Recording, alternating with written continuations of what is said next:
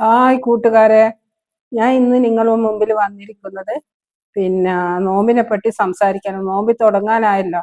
കാരണം എന്ന് വെച്ചാൽ നമുക്ക് പിന്നെ അള്ളാഹു ഗുണം ചെയ്യുന്ന സമയമാണ്. പെട്ടെന്ന് ഉത്തരം നമ്മളെ കിട്ടുന്ന സമയമാണ്. നമ്മൾ പ്രാർത്ഥിച്ചാൽ അള്ളാഹു പെട്ടെന്ന് ഉത്തരം തരുന്ന നാളുകളും സമയങ്ങളുമാണ്. കാരണം എന്ന് വെച്ചാൽ നമ്മൾ നോമ്പ് നോറ്റ് രാവിലെ നമ്മൾ അത്താഴത്തിന് എണീക്കില്ല. അത്താഴത്തിന് എണീച്ചാൽ ചില ആൾ നിസ്കരിച്ച് വേഗം കിടന്നുറങ്ങും. അങ്ങനെ കിടന്നുറങ്ങാൻ പാടില്ല. കാരണം വെച്ചാൽ നമുക്ക് ദുആക്ക് ഉത്തരം കിട്ടണമെങ്കിൽ നമ്മൾ ചെയ്യേണ്ട കാര്യങ്ങളാണ് ഞാൻ ഇവിടെ സംസാരിക്കുന്നത്.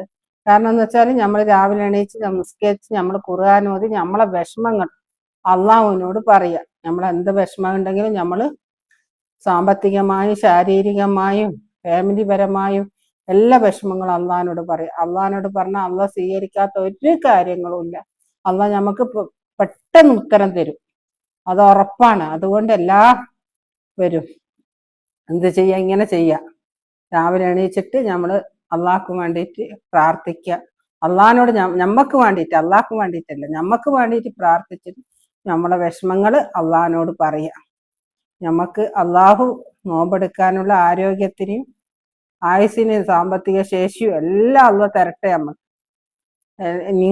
നിങ്ങൾക്ക് വേണ്ടി ഞാനും പ്രാർത്ഥിക്കാം, എനിക്ക് വേണ്ടി നിങ്ങളും പ്രാർത്ഥിക്കണം. അസ്സലാമു അലൈക്കും.